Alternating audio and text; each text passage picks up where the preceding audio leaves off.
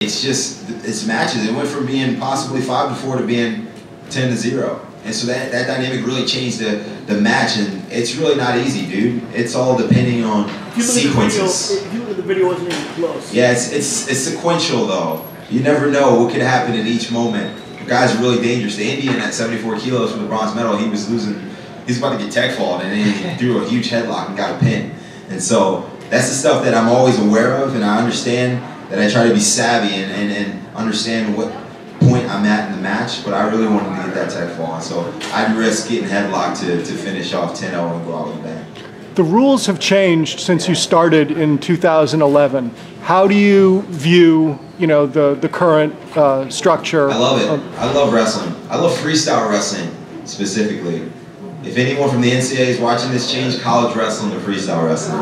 That'd be ideal. I love it. I love freestyle. And so since leaving the NCAA scene, I've stayed at the University of Nebraska. So I've been in Nebraska now for 9 years. I graduated from college in 2011. I've stayed there for the last 5 years, and it's been great for me. And the styles change, but I still wrestle folk style sometimes with the guys in the wrestling room, but those guys help me significantly. We got a young guy now named Tyler Berger, who's going to be our starting 157-pounder. He was 4-time state champ from Oregon, 2-time flow national champ. This dude's a beast. And watch the growth and progression that he's made, not the 2-mile horn, but from wrestling with me every single day is incredible.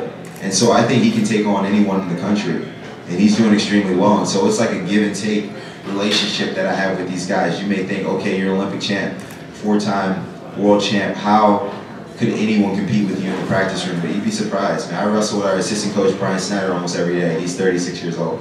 And James Green is a huge training partner of mine. And so to have James Green on the team this year, have someone doing it with me on the same schedule, the same plan, sitting in the sauna with me, cutting weight with me, sleeping in the room, going to travel together, it's been amazing. Amazing. He's great, man. He's got a bright future, and so he's really setting himself up, man. We're young African Americans from South Jersey. We didn't really have much growing up. James's dad passed away when he was a kid, and now he's gone from never winning an NCAA championship and being third at the NCAAs to being third in the world, and really creating a lot of opportunities for himself financially and just figuratively. And so I think he's got a bright future ahead. When I see him, he kind of reminds me of where I was in 2011. So to have that guy on the team, kind of have him follow my footsteps and step out of my shadow and do his own thing, it's great. Jordan, talk about as a team, assess the team's perspective. Anyone know where we finished as a team? What place? Brandon Slay thought 7. 7? We'll look it up. Yeah, that's probably right.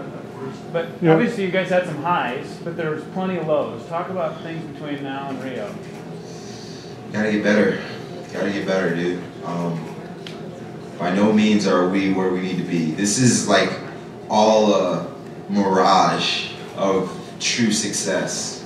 Like, we're still not the best. The semifinal match for me could easily went the other way. I could have been wrestling for bronze against a series of world medalists who were on that side: Sanov, Shamanov, Kabanov, all those guys. And so I don't let this for 1 minute fool me. You got to get back to work, and we really got to get better as a country, both technically and mentally, understanding that, listen, if you really want to be the best, you got to dedicate yourself. And it's not about what you want or about what your family needs. If you're gonna wrestle, wrestle. Listen to Bruce.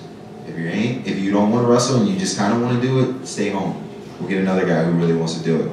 And so, I mean, that's really the perspective that we need to have. That's not a slight on anyone in USA Wrestling, but we need guys who are hungry. We need guys who want to do every single thing right to make sure that they get on the podium. And it's really no guarantees. Someone told me that courage is going from failure to failure without losing your enthusiasm. And so sometimes you're going to fail, but you only truly fail when you stop trying. And so Tony Ramos, all those guys, they're right there. Ramos did amazing this year. He's wrestling extremely well. Metcalf has won 2 matches, which I think was more than he's ever won at one world championship. And so we'll be back. But James Green and Kyle Snyder, I think those dudes they're here to stay, man. They're here to stay. Going back to the day you made your first world team, yeah. What did you think you were getting into?